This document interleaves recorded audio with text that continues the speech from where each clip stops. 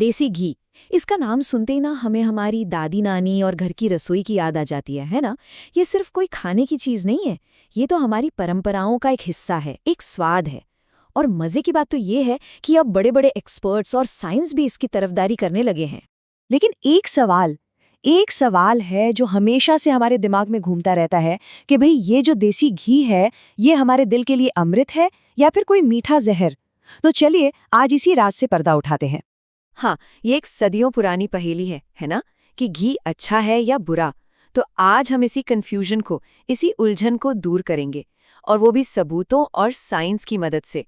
देखते हैं कि सच्चाई आखिर है क्या। तो सबसे पहली और सबसे जरूरी बात, देसी घी एकदम नेचुरल होता है, मतलब पूरी तरह से कुदरती। जरा सोचिए, आज के टाइम में हमें जो ज्यादातर तेल या फैट्स मिलते हैं वो कितनी प्रोसेसिंग और केमिकल से होकर गुजरते हैं। पर घी बिल्कुल प्योर रहता है, एकदम खालिस। अच्छा, अब बात करते हैं घी के कुछ ऐसे छुपे हुए फायदों की जिनके बारे में शायद ज्यादा लोग नहीं जानते।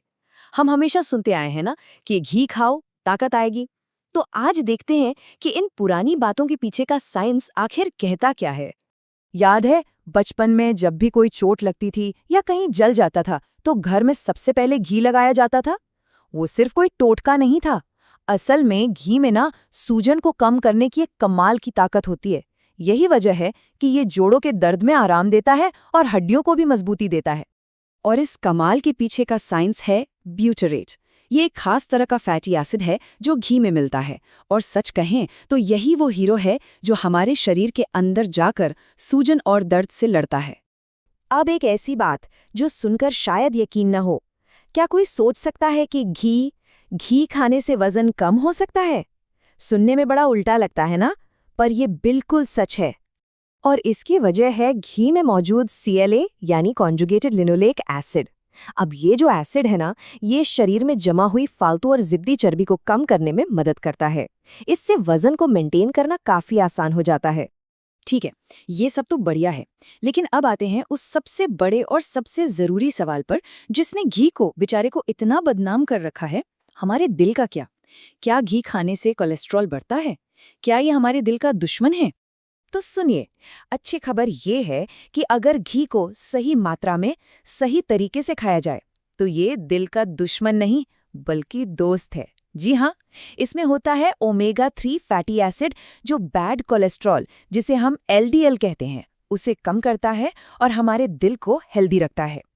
और यहीं पर कहानी में आता है सबसे बड़ा ट्विस्ट, वो है फायदे और नुकसान का बैलेंस। क्योंकि जब घी की बात आती है ना, तो सब कुछ सिर्फ और सिर्फ एक ही चीज पर आकर टिक जाता है, और वो है कितना। लेकिन एक बहुत बड़ा लेकिन है यहाँ पर।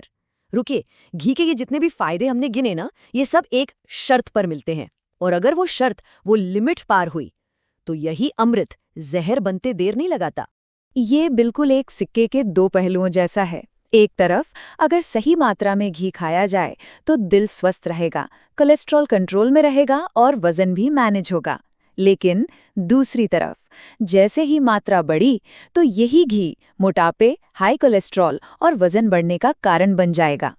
तो ये सोचना कि अरे घी तो फायदेमंद है, जितना मर्जी खा लो, ये सबसे बड़ी गलती होगी।